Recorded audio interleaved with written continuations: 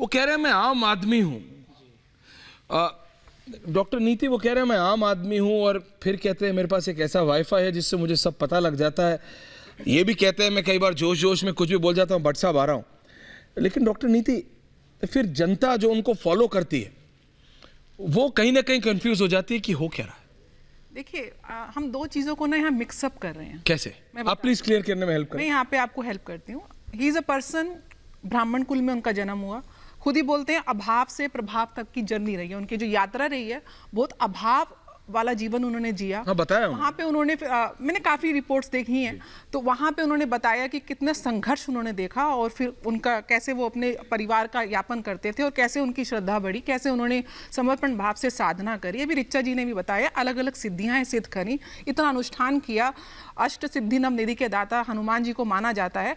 तो ऐसा नहीं है, सनातन संस्कृति में जब आप पूजा अनुष्ठान आप किसी सिद्धि को प्राप्त करते हैं तो आपका एक यूनिवर्स से एक डिफरेंट एनर्जी लेवल का एक्सचेंज होता है जो आम नागरिक का नहीं होता। वो आम बता रहे हैं, आम हैं, लेकिन अगर मैं साधना जो वो बता रहे हैं, देखिए I am going by his statement, मैं पर्सनली उनको नहीं जानती, लेकिन अगर ये प्रभाव है जो इतनी लाखों की जनता उनके आगे नतमस्तक हो रही है, कुछ तो कल्याण होगा उनके पास। ये तो नहीं है कि लाखों लोगों के पास विवेक नहीं है, जीवन सोचने की क्षमता नहीं है उनको। तो पर मैं ये नहीं समझ पा रहा दीपा जी, यहाँ पे मैं अगर सब कुछ था तो बताया क्यों नहीं? आप उनको सपोर्ट, मैं कह रहा हूँ करिए, बिल्कुल करिए, लाखों लोग करते हैं, लेकिन अगर थी इस तरह की जानकारी तो बताया क्यों नहीं?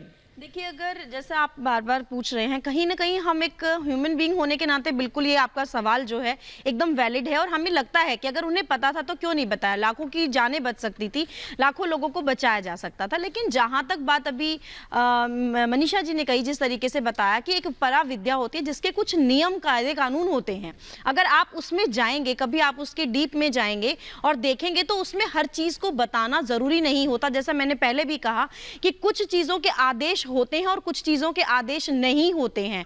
जो विद्या, जो साधना करवाई जाती है, उस साधना के अंतर्गत कुछ चीजें ऐसी होती है कि जब कोई आपके पास आएगा, जैसे हम ज्योतिष की ही बात कर लेते हैं, आजकल के ज्योतिषियों को मैं देखती हूँ कहीं पे भी फोन मोबाइल खोल के कुछ भी बताने लगते हैं। मतलब आप सब, हम भी हैं, मैं भी हूँ आजकल के, मतलब हमारा फुल स्टूडियो है। हाँ, मैं जो आजकल के हैं, बिल्कुल हम सब आजकल के ही हैं, बिल्कुल आप हम सब।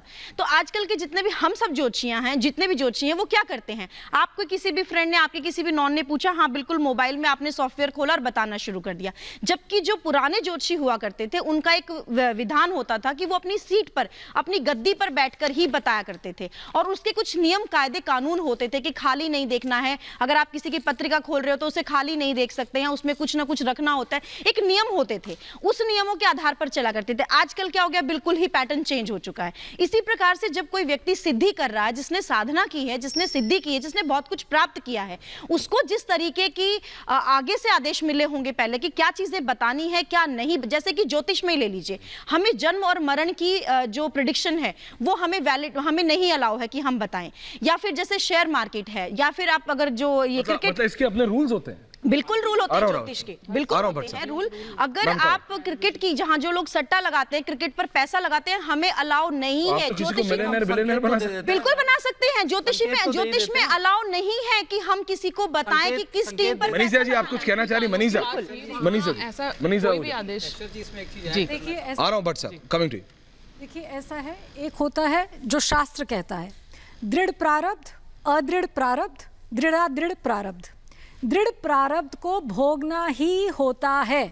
अब हिंदुस्तान में एक संत अगर नहीं आप है, लेमैन की भाषा में अगर आप समझाना चाहे तो वो प्रारब्ध जिसे आपको भोगना होगा, जो आपने इस शरीर में नहीं, अपने पिछले अनेकों शरीरों में, अनेकों जन्मों में किया है, जो अब एकत्रित हो गया है, उसका एक हिस्सा आपको मिलता है इस जन्म के लिए, संचित प्रारब्ध। और ये जो क्रियामान जिसे हम कर्म कहते हैं, आगामी कर्म, अब दृढ़ प्रारब्ध आपको भोगना पड़ेगा। आए वही लोग उस ट्रेन में इकट्ठे आएंगे जिनका दृढ़ प्रारब्ध है अब जाने का, वही लोग एक साथ आएंगे।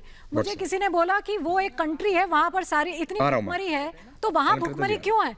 तो वो उन लोगों का एक राष्ट्र का प्रारब्ध है, स्टेट का प्रारब्ध है, इंडिविजुअल का प्रारब्ध है, वो लोग जो एक साथ यात्रा करने आए उनका प्रारब्ध है। पंडित धीरेन्द्र शास्त्री कितने भी बड़े सिद्ध हों, और जबकि मैं मानती हूँ कि वो सिद्ध हैं, उनके पास सिद्धियाँ हैं, वो हर दृढ़ प्रारब्ध के बीच में नहीं आ सकते।